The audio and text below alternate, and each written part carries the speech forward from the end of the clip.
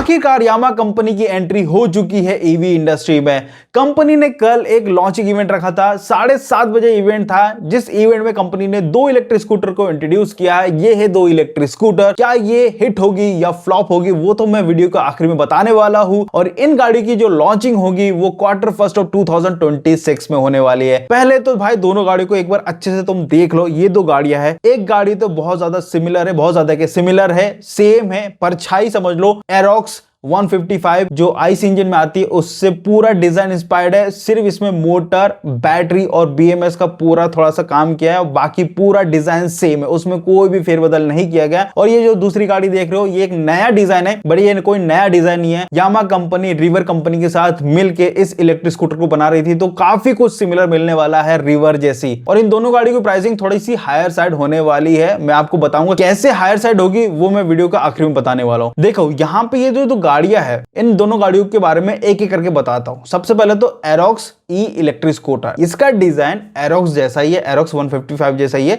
तो मैं डिजाइन के ऊपर ज्यादा टिप्पणी नहीं करूंगा, आपके ऊपर डिपेंड करता है। आप देख लो कि ये डिजाइन कैसा लग रहा है आपको। सेकेंडली ये एक मैक्सी इलेक्ट्रिक स्कूटर है, और अभी तक हम लोगों ने जितना देखा है maxi electric scooter EV industry में, खासकर आईसी इंजन में भी उतना कुछ ज्यादा सक्सेस रहा नहीं। अब कंपनी इसको क्यों लेकर आ रही है which we don't know, but लेकर आ रही है तो आ रही है। लेकिन इस गाड़ी को एज एन परफॉर्मेंस ओरिएंटेड गाड़ी की तरह ही लॉन्च किया जा रहा है। प्रीमियम लोगों को टारगेट किया जाएगा इस गाड़ी से। अब देखते कितनी ही प्रीमियम लोगों को ये टारगेट कर पाएगी, क्योंकि काफी कुछ चीजें इसमें डिग्रेडेड देखने को मिल रही है, मतलब उतना कंपटीशन के हिसाब से नहीं है। पहले बात करते हैं एरोक्स ई इलेक्ट्रिक स्कूटर की। इसमें आपको मिलता है 9.4 किलोवाट का मोटर, 106 किलोमीटर का रेंज मिलता है। क्यों रेंज इतना कम है? क्योंकि कंपनी ने यहाँ पे सिर्फ और सिर्फ यूज किया है 3 किलोवाट आवर की बैटरी पैक, वो भी रिमोल बैटरी है, और वो भी सिंगल बैटरी नहीं है। इसमें 2 बैटरी है, 1.5 किलोवाट आवर बैटरी पैक की एक बैटरी है, तो टोटल 2 बैटरी है। बैटरी चार्ज करने के लिए आपको मिलेगा डॉक सिस्टम, जिससे आप इस गाड़ी के बैटरी को दोनों ही इकट्ठे चार्ज कर सकते हैं। वीडा जैसा नहीं है कि एक एक करके चार्ज कर रहे हैं, इसमें प्रॉपर डॉक सिस्टम है। डॉक सिस्टम देना चाहिए रिमूवेबल बैटरी के साथ, जिससे दोनों ही बैटरी चार्ज कर पाए अगर 2 रिमूवेबल बैटरी यूज कर रही है कोई कंपनी। अब रिमूवेबल बैटरी तो ऑब्वियसली बात है, उतना कुछ आपको स्पेस नहीं मिलने वाला अंडर सीट स्टोरेज में। एंड परफॉर्मेंस बढ़िया होगा इस गाड़ी का, क्योंकि 9.4 किलोवाट का मोटर दिया गया, अच्छा खासा परफॉर्मेंस ओरिएंटेड मोटर है। हालांकि टॉप स्पीड क्या होगी वो रिवील नहीं किया गया, लेकिन इस गाड़ी में आपको जो टॉर्क मिलेगा वो मिलेगा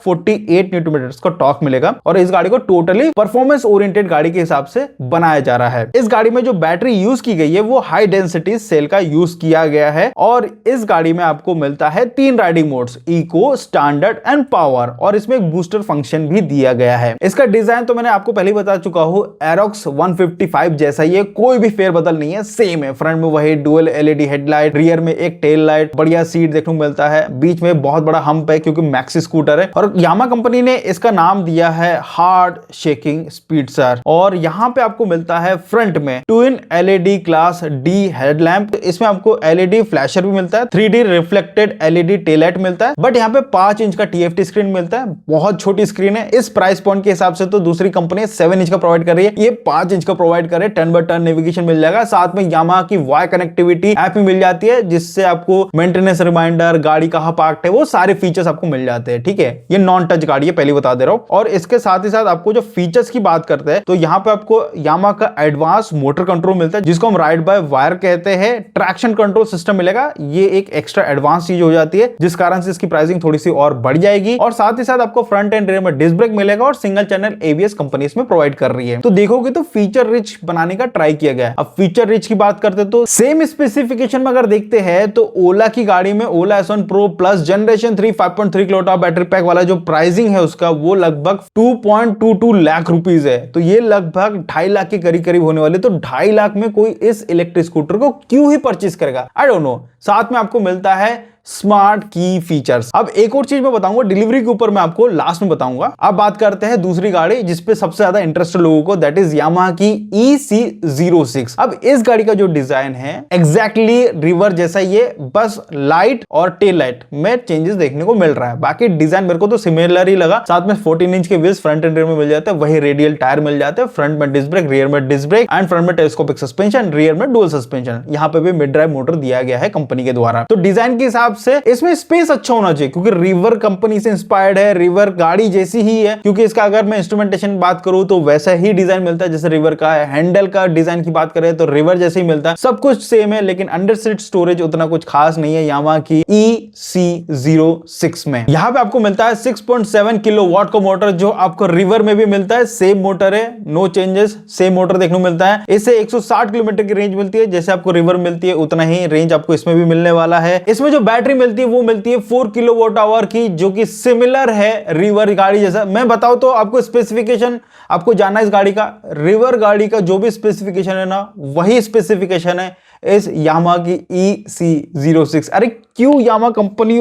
कुछ तो दिमाग लगा। यामाहा कंपनी को भाई ज्यादा को डिजाइन में दिमाग लगाना ही नहीं पड़ा। जो नई गाड़ी EC06 लाई है उसमें सब कुछ डाल दिया रिवर से। एरोक्स ई इलेक्ट्रिक स्कूटर का डिजाइन सिमिलर है एरोक्स 155, तो वहां पे यामाहा कंपनी को मेहनत करने की जरूरत नहीं पड़ी है। और यहां पे भी इनको स्पेसिफिकेशन वाइज देखा जाए तो EC06 में ज्यादा मेहनत करने की जरूरत नहीं पड़ी यामाहा कंपनी को। इसके अलावा यहां पे आपको 3 राइडिंग मोड्स मिलेंगे, इको, स्टैंडर्ड एंड पावर।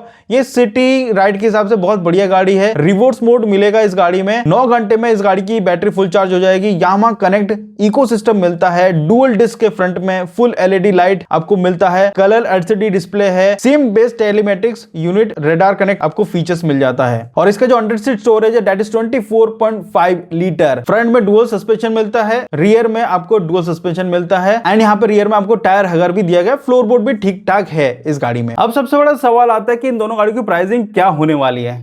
तो यामाहा की EC06 का प्राइस लगभग 1.5 लाख के पास होगा, लेकिन जो एरोक्स ई इलेक्ट्रिक स्कूटर है उसकी प्राइसिंग 2 से 2.5 लाख के बीच में होने वाली है। अब इस प्राइस पॉइंट में दूसरी कंपनियों की गाड़ियां इससे ज्यादा रेंज प्रोवाइड करती है, और ऑलरेडी रिवर कंपनी की इलेक्ट्रिक स्कूटर है जिसमें अच्छा खासा पोर्ट स्पेस मिल जाता है, अच्छा खासा फ्लोर स्पेस मिल जाता है। तो फिर यामाहा की EC06 अब क्यों ही परचेस करने वाले हैं। इनको ऐसी गाड़ी लेकर आना चाहिए था जैसे सुजुकी ने E-Axis को लेकर आया है, कुछ नया डिजाइन, कुछ नया लुक, कुछ अलग हटके, क्योंकि जो दूसरी कंपनियां हैं उन्होंने कुछ हटके ही काम किया है। अगर बजाज की बात करते हैं, TVS की बात करते हैं, TVS भी तो जुपिटर का डिजाइन लेकर आ सकता था, लेकिन नहीं, उन्होंने थोड़ा सा डिजाइन को अलग किया, ट्विस्ट किया। लेकिन यहाँ पे यामाहा कंपनी ने ज्यादा डिजाइन के साथ कुछ नहीं किया, सिंपल जो डिजाइन था वही उठाया और बस फटाफट से बना के लोगों के सामने प्रोवाइड कर दिया। आपका क्या थॉट है इस गाड़ी के ऊपर जरूर कमेंट करके बताइएगा। आई होप आपको ये वीडियो अच्छा लगा तो प्लीज लाइक, शेयर, सब्सक्राइब जरूर करिएगा। और अगर कमेंट करना है तो कर सकते हो, अगर नहीं करना है तो कोई दिक्कत नहीं है। उसके साइड में जो हाइप का बटन है प्लीज उस पर जरूर क्लिक कर दीजिएगा। थैंक यू सो मच अगर आपने कर दिया तो। मिलते हैं अगली वीडियो में, बाय बाय।